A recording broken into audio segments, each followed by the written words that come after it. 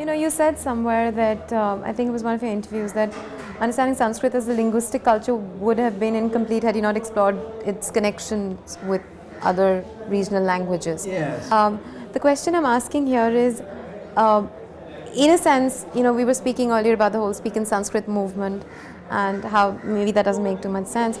So in a sense, Sanskrit is a dead language, but it continues to live in its offsprings, so to say. Yeah. So have you been in any way mapping its life, its the shreds of its life that are around, and what has been the most exciting maybe discovery or in while you've been mapping this network of languages?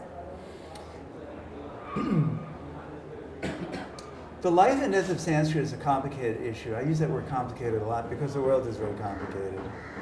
And India is like the rest of the world except more so, and therefore it's more complicated. And Sanskrit is extremely complicated. The question of life and death, I wrote an article once called The Death of Sanskrit. And it was meant to be provocative. I'm very impatient with the sort of BJP, RSS, Hindutva kind of the whole alphabet soup of forces that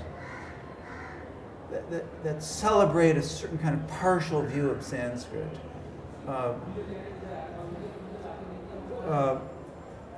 Sanskrit lives on in its own way as a source. What my dear friends Alok Rai and Shahid Amin called Hindi at 30,000 feet.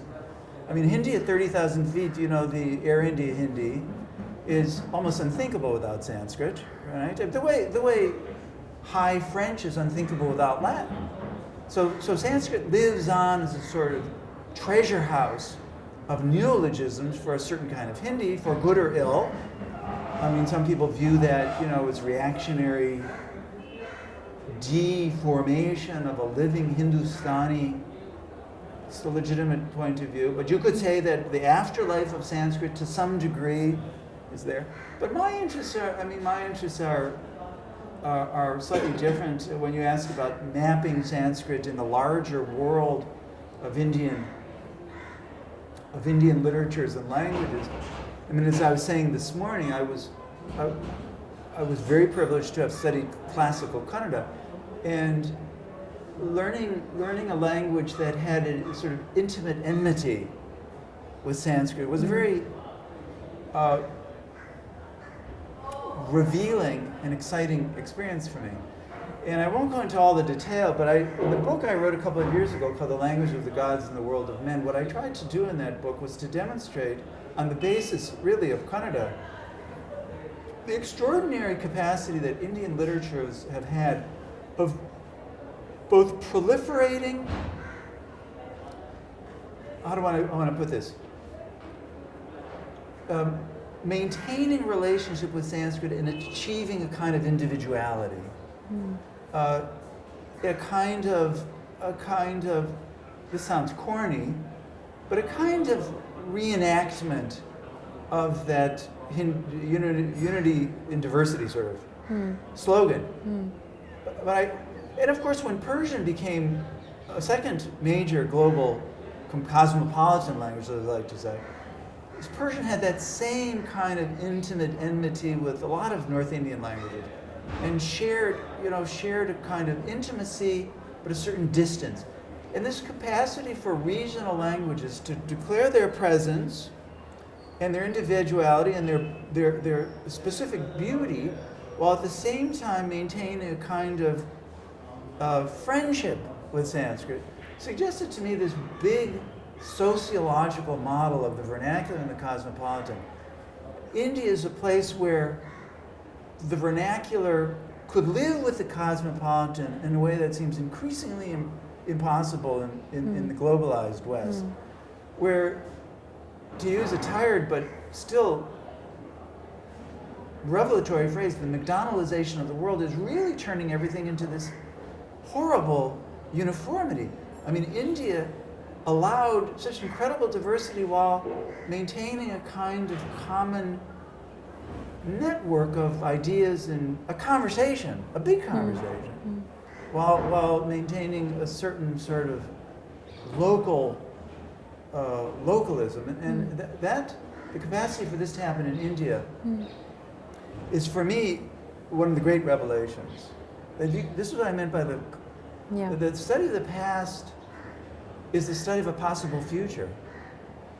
Really, I mean, the resources of the past are potentially resources for the future that you, not because you're going to discover the cure for cancer, or because you're going to resurrect the past by everybody speaking Sanskrit, this insane idea, but because there are different ways of being human that you thought were impossible.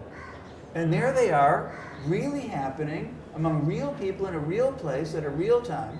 And you can see that the impossible, what you think is the impossible, was actually enacted. You've been researching Sanskrit and texts in India. How easy or difficult has that been? What have you been up against? This is the question I was hoping you would ask. And this is the question that I think is something of a scandal for India, I have to say.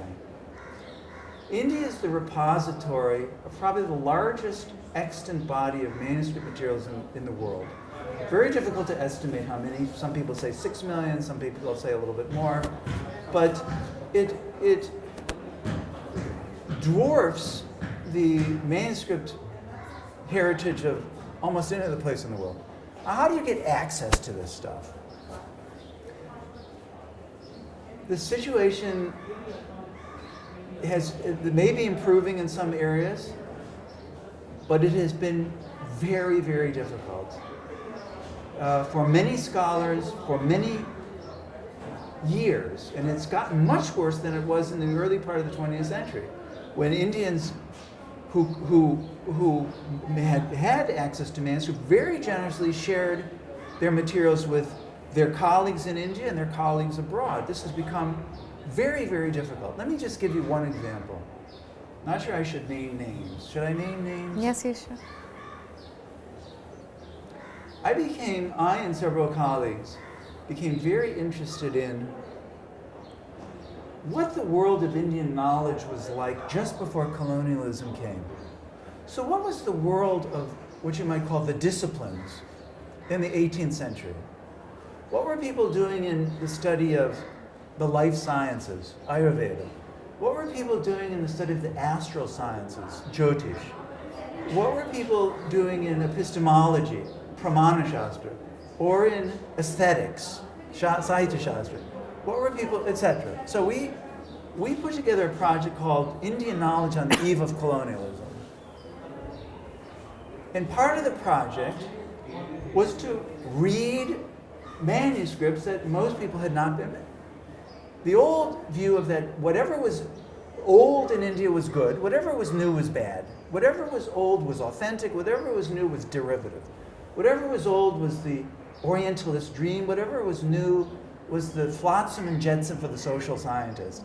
We wanted to explore the possibility that early modern India, just before the colonial catastrophe, according to some, may have had a history that was different from may have not been the stasis that colonial discourse required in order for the colonial state to justify its existence, rescuing India from its benighted past.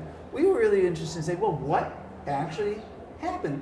We were also impatient with colonial discourse people who claimed that colonialism invented everything. The colonial invention of gender, the colonial invention of communalism, the colonial invention of literary theory, the colonial invention of textuality.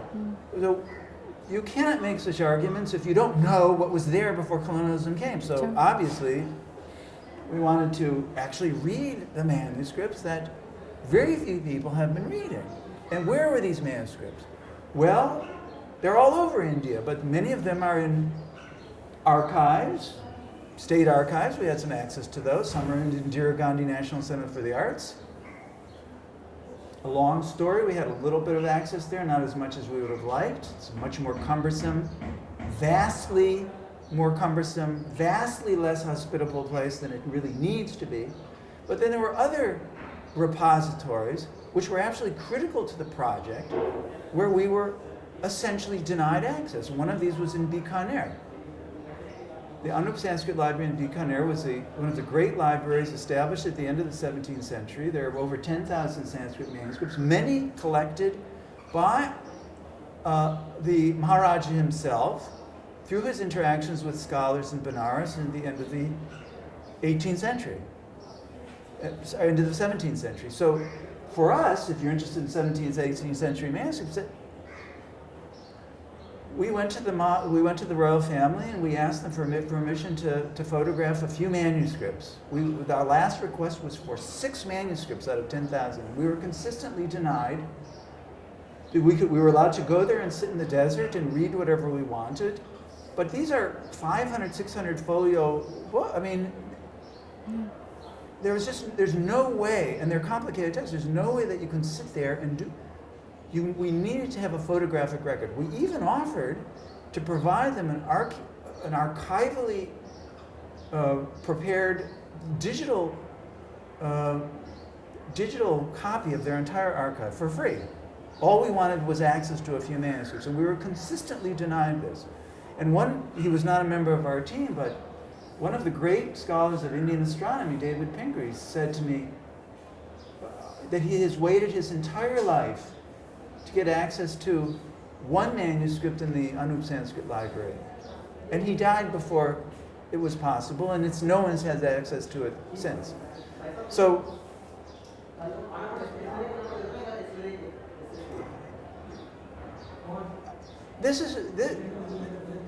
it's not clear to me what's behind this policy. It's a library that seems to be caught between regarding these materials as either heirlooms to be secreted away or as commodities for potential sale in the future, and any sort of copies of such commodities would reduce the value. I really don't know what's going on.